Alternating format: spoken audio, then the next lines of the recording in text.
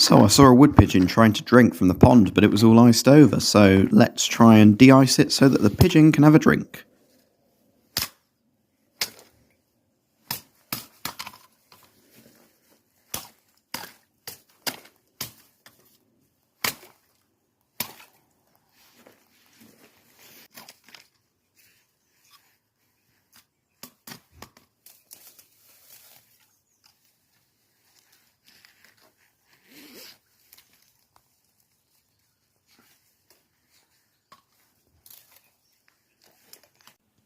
There he is, look.